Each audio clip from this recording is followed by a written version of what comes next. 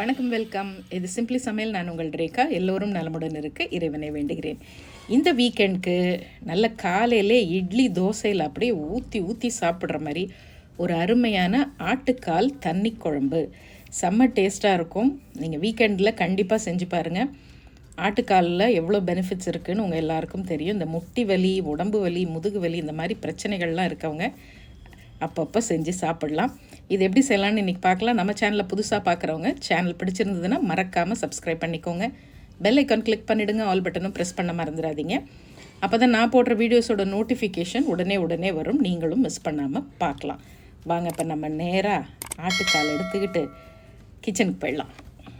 So ஆட்டுக்காலை நல்லா சுத்தம் பண்ணிவிட்டு வீட்டில் ஒரு தடவையும் நல்லா கத்தி வச்சு மேலே இருக்க அந்த கருப்பெல்லாம் நல்லா சுரண்டிட்டு நல்லா கல் உப்பு போட்டு ஒரு 2 தடவை வாஷ் பண்ணிவிட்டு குக்கரில் போட்டு 2 டேபிள் ஸ்பூன் இஞ்சி பூண்டு விழுது, ஒரு தக்காளி, ஒரு வெங்காயம், நம்மளுடைய செந்தூர் மஞ்சத்தூள் ஒரு 1/4 டீஸ்பூன் போட்டு தண்ணி நல்லா அது மூழ்கிற அளவுக்கு நிறைய தண்ணி வச்சு தாராளமாக ஒரு 15 விசில் விடுங்க. ஸோ எந்த அளவுக்கு நீங்கள் ரொம்ப நேரம் மினிமம் ஒரு மணி நேரமாவது ஆகும் இந்த ஆட்டுக்கால் உங்களுக்கு வேகிறதுக்கு. பாருங்கள், இப்போ நான் 15 விசில் விட்டு எடுத்திருக்கேன். தண்ணி எல்லாமே வத்திருச்சு. அதனால் மறுபடியும் என்ன பண்ண போகிறேன், நல்லா கொதிக்கிற தண்ணியை தாராளமாக கொஞ்சம் ஊற்றி இன்னும் ஒரு 5-10 நிமிஷம் அப்படியே சிம்மரில் இதை நல்லா கொதிக்க விட்டு இதில் கொஞ்சமாக நம்மளுடைய செந்தூர் மிளகுத்தூள் கொஞ்சம் தூவிட்டு கொஞ்சம் சூப் எடுத்துக்க போகிறேன். ஸோ சூப்பாக முதல்ல கொஞ்சம் குடிக்கலாம். ஏன்னா இதெல்லாம் செஞ்சு முடிக்கிறதுக்கு கொஞ்சம் டைம் எடுக்கும். அதனால் ஸோ வீட்டில் குழந்தைங்க இல்லை பெரியவங்க வயசானவங்க இருந்தாங்கன்னா அவங்களுக்கு இந்த ஆட்டுக்கால் சூப் மட்டும் கொஞ்சம் முதல்ல எடுத்துடலாம். ஒரு பாதி அளவு தண்ணி அந்த சூப்பை வெளியில் நம்ம எடுத்துடலாம். உப்பு மட்டும் சேர்த்து முதல்ல சூப்பாக பாதி குடிச்சிட்டு அதுக்கப்புறம் குழம்பை தாளித்து விட்டுடலாம். இதுக்கு நான் ஒரு 4 டேபிள் ஸ்பூன் தேங்காய், அதில் கொஞ்சம் ஃப்ரெஷ்ஷான கொத்தமல்லி, ஒரு 5-6 முந்திரி, ஒரு டீஸ்பூன் சோம்பு, ஒரே ஒரு வெங்காயம், சின்ன வெங்காயம் கட் பண்ணது, இல்லை சின்ன வெங்காயம் இருந்தால் கூட ஒரு 4-5 வெங்காயம், கசகசா இருந்தால் போடுங்க. கசகசா போடுங்கன்னு சொன்னாலே நிறைய பேருக்கு கசகசா விற்கிற விலை என்னன்னு தெரியுமான்னு யோசிப்பீங்க. அதுக்கு பதில் முந்திரியும் இல்லையா கொஞ்சோண்டு பொட்டுக்கடலை போட்டுக்குங்க. நைஸாக அரைச்சி எடுத்து வச்சுக்கலாம். வாங்க இப்போது சூப்பரான இந்த குழம்பை தாளிச்சிடலாம். 2 டேபிள் ஸ்பூன் எண்ணெய் ஊற்றிருக்கேன். இப்போது 2 சின்ன துண்டு பட்டை, 2 கிராம்பு, 2 ஏலக்காய், ஒரே ஒரு பிரியாணி இலை, 1/2 டீஸ்பூன் சோம்பு, ஒரு 2 சின்ன துண்டு கல்பாசி போட்டுக்குங்க. பெரிய வெங்காயம் ஒரு 3 வெங்காயம், மீடியம் சைஸ் வெங்காயம் தான், அதனால் 3 வெங்காயம் கட் பண்ணி எடுத்துருக்கேன். அது நல்லா பொடியாக நறுக்கி ஃபஸ்ட்டு அதை போட்டு நல்லா ப்ரௌனாக அது வதங்கி வரட்டும். ஸோ வெங்காயம் கொஞ்சம் நல்லா கோல்டன் ப்ரௌனாக வதங்கினதுக்கு அப்புறமா 2 பச்சை மிளகா போட்டுக்கலாம். கொஞ்சம் ஃப்ரெஷ்ஷான கருவேப்பிலையும் கொத்தமல்லியும் அதையும் சேர்த்து நல்லா கொஞ்சம் வதக்கி விட்டுடுங்க. நம்ம ஒரு தக்காளி ஏற்கனவே ஆட்டுக்கால் வேக வச்சதில் ஒரு தக்காளி போட்டிருக்கோம். இப்போ இன்னொரு தக்காளி இது கூட சேர்த்துடலாம். சேர்த்து நல்லா எல்லாத்தையும் சேர்த்து நல்லா வதக்கி விட்டுடுவோம். தக்காளியெல்லாம் கொஞ்சம் குழஞ்சி வதங்கி வரட்டும். இஞ்சி பூண்டு ஏற்கனவே நம்ம ஆட்டுக்கால்லையும் போட்டு வேக வச்சோம். வேணும்னா இதில் ஒரு 1/2 டீஸ்பூனோ 1 டீஸ்பூனோ இஞ்சி பூண்டு பேஸ்ட்டும் நீங்கள் சேர்த்து கொஞ்சம் வதக்கிக்கலாம். ஸோ இப்போ இதெல்லாம் நல்லா வதங்கி வந்துருச்சு.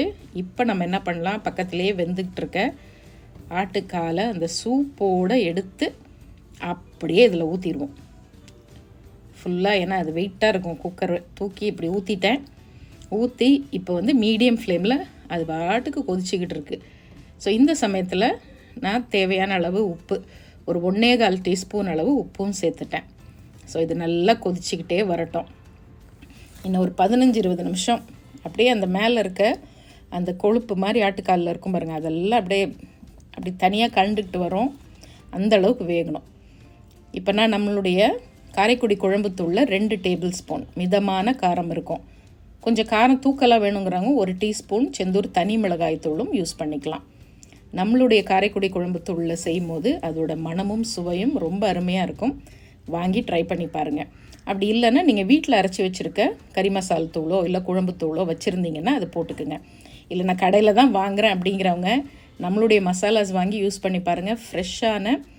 அவ்வளோ ஃப்ரெஷ்ஷாக ஃபஸ்ட்டு குவாலிட்டியான முதல் தரம் இன்க்ரீடியன்ஸில் தான் நம்ம அரைக்கிறோம். அதனால் நம்மளுடைய மசாலாவோட ஃப்ளேவரும் கலரும் ரொம்ப நேச்சுரலாக அருமையாக இருக்கும். இப்போ எல்லாம் போட்டாச்சு, அப்படியே மூடி வச்சு கொதிக்க விடுவோம். வேணுங்கிறவங்க இந்த நம்பரில் ஆர்டர் போட்டுக்கோங்க. 22 வகையான மசாலாஸ் ஃப்ரெஷ்ஷான மசாலாஸ், எந்த வித கலர் ப்ரிசர்வேட்டிவ்ஸ், அடிட்டிவ்ஸ் அதெல்லாம் இல்லாமல் உங்கள் அம்மா உங்களுக்கு எப்படி அரைச்சி கொடுப்பாங்களோ அதே மாதிரி உங்கள் வீடு தேடி வரும். அவ்வளோதான். இப்போது 10 நிமிஷம் நல்லா கொதித்து அப்படியே எண்ணெய் எல்லாம் பிரிஞ்சு குழம்பு அப்படியே வாசனை சும்மா கம கமன்னு ரெடி ஆகிட்டுருக்கு. பக்கத்தில் இட்லி ஊற்றி வச்சுக்கோங்க. இப்போ அரைச்ச தேங்காய், இதுவே கொஞ்சம் தேங்காய் அதிகமாக இருக்குது, அதனால் முதல்ல கொஞ்சம் கம்மியாக தேங்காய் ஊற்றிருக்கேன். தேவைப்பட்டால் திரும்ப மீதியும் ஊற்றிப்பேன். அப்படி இல்லைன்னா அதை வேறு எதுக்காவது நம்ம திரும்ப யூஸ் பண்ணிக்கலாம். இப்போ தேங்காய் ஊற்றிட்டு நல்லா கலந்து விட்டுடுங்க. ஃபுல்லாக கலந்து உப்பு காரம் எல்லாம் சரியாக இருக்கான்னு பார்த்துட்டு அதுக்கப்புறமா மூடி வச்சு மூடிடலாம். அப்படியே சிம்மரில் ஒரு 5 நிமிஷம் கொதிக்கட்டும். 5 நிமிஷம் கொதிச்சா போதும். ஆட்டுக்கால் நல்லா வெந்துருச்சு. இப்போது அப்படியே மூடி போட்டு ஃபுல் சிம்மரில் வச்சுடுங்க. அதுக்கப்புறமா கொஞ்சமாக 5 நிமிஷம் கழித்து அந்த எண்ணெயெல்லாம் நல்லா அப்படி பிரிஞ்சு மேலே வந்துடும். குழம்பு பக்காவாக ரெடி ஆகிடும். அப்போ கொஞ்சம் ஓப்பன் பண்ணி ஃப்ரெஷ்ஷான கொத்தமல்லி நல்லா தூவி விட்டு திரும்ப மூடி அப்படியே வச்சிடலாம். அப்புறம் இட்லி ஊற்றிட்டு, இட்லியும் ஊற்றிக்கலாம், நல்லா பஞ்சு மாதிரி மெத்துன்னு தோசை ஊற்றிக்கலாம், சாதத்தில் போட்டு சாப்பிடலாம், உங்கள் விருப்பம்தான். ஆனால் காலையில் செஞ்சிட்டிங்கன்னா காலையில் இட்லி தோசைக்கும் சாப்பிட்டுக்கலாம், மதியானம் லஞ்சுக்கும் சாப்பிட்டுக்கலாம்.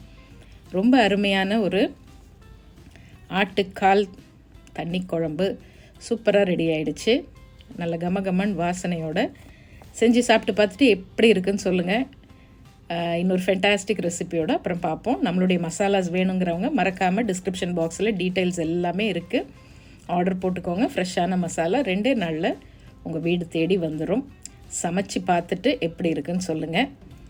இன்னொரு அருமையான ரெசிபியோடு மறுபடியும் பார்ப்போம். இது சிம்பிளி சமையல். நான் உங்கள் ரேகா. தேங்க்ஸ் ஃபார் வாட்சிங். Take care. பை.